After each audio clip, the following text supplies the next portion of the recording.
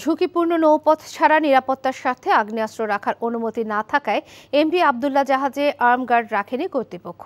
International maritime organisation IMO জাহাজে সার্বক্ষণিক আগ্নেয়াস্ত্র রাখার বিষয়ে এখনও কোনো সিদ্ধান্ত চূড়ান্ত করেনি বলে জানিয়েছে নৌপরিবহন অধিদপ্তর।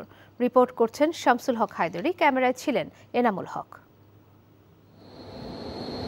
সমুদ্রপথে চলাচল করছে অসংখ্য বাণিজ্যিক জাহাজ।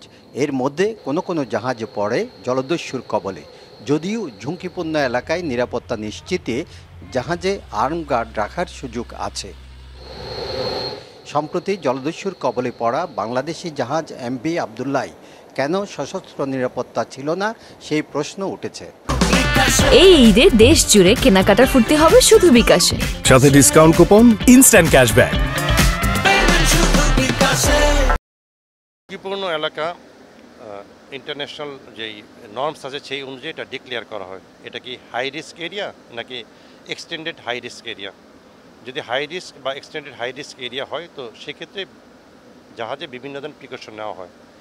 এর মধ্যে আর্মড সেন্ট্রি থেকে শুরু করে জাহাজের চারিদিকে যে বারবেড ওয়্যার সহ অন্যান্য যে সিকিউরিটি মেকানিজম এগুলো প্রেসক্রাইব রয়েছে সেগুলো নেওয়া হয়। আমরা কিন্তু হাই রিস্ক এরিয়ার অলমোস্ট ডাবল রেঞ্জের বাইরে ছিলাম। 200 নটিক্যাল মাইল বলা হয়, এক একটার হাই রিস্ক এরিয়া এক একভাবে ডিফাইন হয়, বাট আমরা অলমোস্ট 600 নটিক্যাল মাইলের কাছাকাছি দিয়ে যাচ্ছিলাম।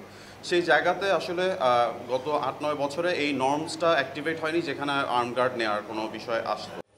এমভি আবদুল্লাহ সোমালি জলদস্যুদের কাছ থেকে মুক্তি পেয়ে নাবিক সহ এখন দুবাইয়ের পথে রয়েছে। আগামী 19 কিংবা 20 এপ্রিল দুবাইয়ের বন্দরে পণ্য খালাস শেষে দেশে ফেরার কথা। এরপর ওই নাবিকদের সাথে বৈঠক করবে নৌপরিবহন অধিদপ্তর। এই জাহাজটা আসার পরে বিভিন্ন নাবিক এবং ক্যাপ্টেন এবং অন্যান্য সমস্ত নাবিকের সাথে আলোচনা করে আমরা দেখব যে এখানে যেটা বললাম যে কী কী ঘাটতি ছিল অথবা কী কী আমরা ইমপ্রুভ করতে পারি এবং সেখানে কী কী ধরনের প্রশিক্ষণ প্রয়োজন রয়েছে।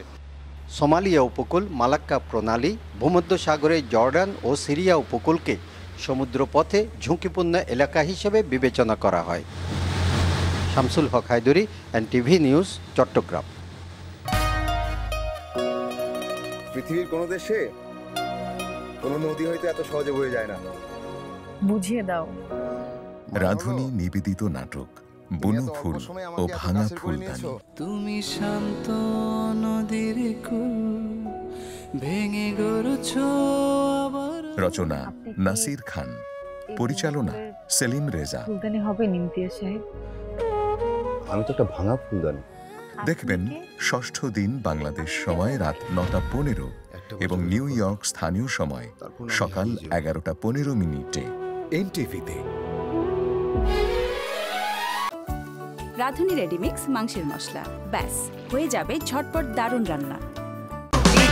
এই ঈদে দেশ জুড়ে কেনাকাটার ফুর্তি হবে শুধু বিকাশে, সাথে ডিসকাউন্ট কুপন, ইনস্ট্যান্ট ক্যাশব্যাক।